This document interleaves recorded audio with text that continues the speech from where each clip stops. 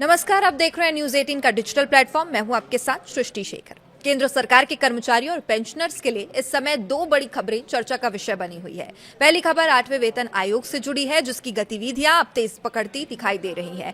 दूसरी खबर महंगाई भत्ते यानी कि डीएसए में संभावित बढ़ोतरी को लेकर है, जिसकी घोषणा सितंबर महीने में होने की उम्मीद जताई जा रही है। अगर आप केंद्रीय कर्मचारी हैं, पेंशनर हैं या आपके परिवार में कोई सरकारी कर्मचारी है, तो ये जानकारी आपके लिए बेहद महत्वपूर्ण है, क्योंकि आने वाले कुछ महीनों के लिए लिए जाने वाले जो फैसले हैं वो करोड़ों लोगों की आय, पेंशन और आर्थिक स्थिति पर सीधा असर डाल सकते हैं। तो आइए विस्तार से जानते हैं 8वें वेतन आयोग का काम कहां तक पहुंचा है, कर्मचारियों ने कौन कौन सी मांगे रखी है, डीए में कितनी बढ़ोतरी हो सकती है और आखिर इसका फायदा कितना मिलेगा और किसे मिलेगा। सबसे पहले बात करते हैं 8वें वेतन आयोग की। आयोग के गठन को लगभग 8 महीने पूरे हो चुके हैं। सरकार ने इस आयोग को केंद्रीय कर्मचारियों और पेंशनर्स के वेतन भत्तों और पेंशन व्यवस्था की समीक्षा करने की जिम्मेदारी सौंपी है। आयोग का अपनी अंतिम सिफारिशें सरकार को सौंपने के लिए 10 महीने का समय और मिला हुआ है। हालांकि आयोग ने अभी तक अपनी अंतिम रिपोर्ट तैयार नहीं की है, लेकिन इसके लिए जरूरी प्रक्रियाएं भी जारी है लगातार। और आयोग देश भर के कर्मचारियों, पेंशनर्स और विभिन्न संगठनों से सुझाव और मांगे जुटा रहा था। इसके लिए 15 जून 2026 को अंतिम तारीख निर्धारित की गई थी, जो अब समाप्त हो चुकी है। इसका मतलब है कि अब आयोग के पास विभिन्न कर्मचारी संगठनों, यूनियंस और हितधारकों द्वारा भेजे गए सुझावों का बड़ा डेटाबेस मौजूद है, जिसके आधार पर आगे की सिफारिशें तैयार की जाएंगी। अब सवाल यह है कि कर्मचारियों ने आयोग के सामने कौन कौन सी अपनी प्रमुख मांगे रखी है। तो सबसे बड़ी मांग है न्यूनतम बेसिक सैलरी बढ़ाने की मांग। कर्मचारियों का कहना है कि पिछले कुछ सालों में महंगाई लगातार बढ़ी है, जीवन यापन की लागत भी काफी बढ़ चुकी है, इजाफा हुआ है। ऐसे में मौजूदा वेतन संरचना को संशोधित करने की जरूरत है। इसके अलावा फिटमेंट फैक्टर को लेकर भी बड़ी चर्चा चल रही है। कर्मचारी संगठनों का मानना है कि यदि फिटमेंट फैक्टर को बेहतर बनाया जाता है तो कर्मचारियों की बेसिक सैलरी में उल्लेखनीय वृद्धि हो सकती है, और यही वजह है फिटमेंट फैक्टर इस बार की सबसे महत्वपूर्ण मांगों में शामिल है। पेंशनर्स ने भी आयोग के सामने अपनी चिंताएं रखी है। उनकी मांग है कि पेंशन व्यवस्था को और मजबूत बनाया जाए, ताकि सेवानिवृत्ति के बाद आर्थिक सुरक्षा सुनिश्चित की जा सके। और एक और बड़ा मुद्दा पुरानी पेंशन योजना यानी कि ओपीएस का है। देश भर के कई कर्मचारी संगठन लगातार पुरानी पेंशन योजना को बहाल करने की मांग कर रहे हैं। कहीं कुछ संगठनों ने राष्ट्रीय पेंशन प्रणाली यानी कि एनपीएस और यूनिफाइड पेंशन स्कीम यानी यूपीएस की समीक्षा करने की मांग भी आयोग के सामने रखी है। इसके अलावा मकान किराया भत्ता यानी एचआरए, जोखिम भत्ता, बोनस, चिकित्सा सुविधाएं और अवकाश संबंधी लाभों को बेहतर बनाने की मांग भी जोर शोर से इस बार उठाई गई है। अब बात करते हैं महंगाई भत्ते की यानी डीए की। केंद्र सरकार साल में 2 बार महंगाई भत्ते और महंगाई राहत में संशोधन करती है।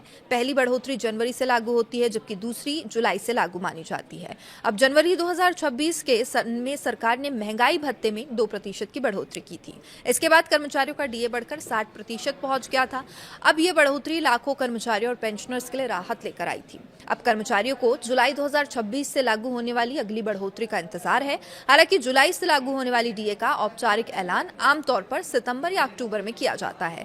इसका कारण यह है कि सरकार महंगाई भत्ते की गणना के लिए अखिल भारतीय उपभोक्ता मूल्य सूचकांक यानी कि AICPI-IW के आंकड़ों का उपयोग करती है।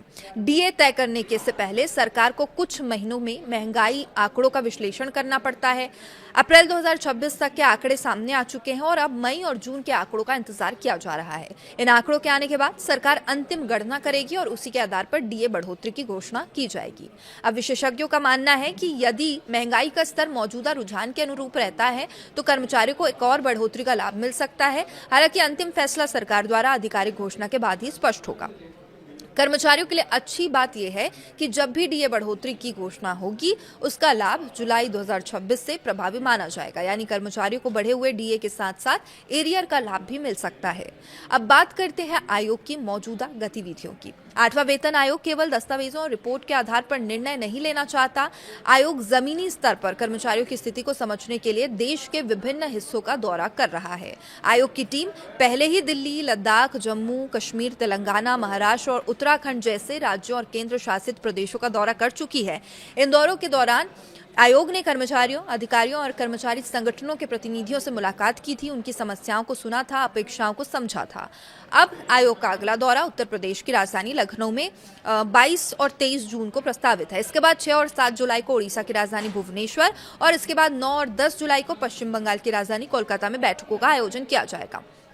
इन बैठकों का उद्देश्य कर्मचारियों की वास्तविक जरूरतों को समझना, विभिन्न क्षेत्रों की परिस्थितियों का अध्ययन करना। आयोग चाहता है कि बेहतर तरीके से कर्मचारियों की मांगों को, उनके सुझावों को समझा जाए और उनकी अंतिम सिफारिशें देश भर के कर्मचारियों की वास्तविक चुनौतियों को ध्यान में रखते हुए तैयार की जाए। अब सबसे बड़ा सवाल, इसका आखिर फायदा किससे मिलेगा? 8वां वेतन आयोग लगभग 55 लाख केंद्रीय कर्मचारियों और करीब 69 लाख पेंशनर्स के वेतन, पेंशन और भत्तों की समीक्षा कर रहा है। यानी सीधे तौर पर 1 करोड़ 24 लाख से अधिक लोग इसके दायरे में आते हैं। यदि इनके परिवारों को भी शामिल कर लिया जाए तो इसका असर करोड़ों लोगों के जीवन पर पड़ सकता है। वेतन में वृद्धि होने से कर्मचारियों की क्रय शक्ति बढ़ती है, जिससे बाजार में मांग बढ़ सकती है, अर्थव्यवस्था और भी मजबूत हो सकती है। पेंशनर्स के लिए भी ये आयोग बेहद अहम साबित हो सकता है। पेंशन में सुधार और महंगाई राहत में वृद्धि से उनकी आर्थिक स्थिति बेहतर हो सकती है। बढ़ती महंगाई के प्रभाव को कम करने में मदद मिल सकती है। फिलहाल सभी की नजरें 2 बड़े घटनाक्रमों पर टिकी है। पहला, सितंबर 2026 में संभावित डीए बढ़ोतरी और दूसरा 8वें वेतन आयोग की आगामी सिफारिशें। आने वाले महीनों में आयोग विभिन्न राज्यों का दौरे से जो प्राप्त सुझाव हैं, आर्थिक परिस्थितियों का विस्तृत अध्ययन करेगा और इसके बाद एक अंतिम रिपोर्ट तैयार कर केंद्र सरकार को सौंपा जाएगा और उसके आधार पर उस पर बढ़ोतरी की जाएगी। अब यह देखना दिलचस्प होगा कि आयोग कर्मचारियों और पेंशनर्स की मांगों को किस हद तक अपनी सिफारिशों में शामिल करता है, सरकार उन सिफारिशों को किस रूप में लागू करती है। लेकिन फिलहाल इतना तय है कि केंद्रीय कर्मचारियों और पेंशनर्स के लिए आने वाले महीने बेहद महत्वपूर्ण रहने वाले हैं। डीए बढ़ोतरी की उम्मीद और 8वें वेतन आयोग की गतिविधियां दोनों ही लाखों परिवारों की आर्थिक योजनाओं को प्रभावित कर सकती है। इस विषय पर आपकी क्या राय है? आपको क्या लगता है 8वें वेतन आयोग में कर्मचारियों की प्रमुख मांगे पूरी होंगी और जितनी बढ़ोतरी होगी क्या वो काफी होगी? जुलाई 2026 के लिए डीए में कितनी बढ़ोतरी होनी चाहिए, हो सकती है? अपनी राय कमेंट करके जरूर बताइएगा। वीडियो पसंद आए तो इसे लाइक करें, शेयर करें और ऐसी ही महत्वपूर्ण सरकारी कर्मचारी अपडेट्स के लिए चैनल को सब्सक्राइब करना ना भूलें। नमस्कार।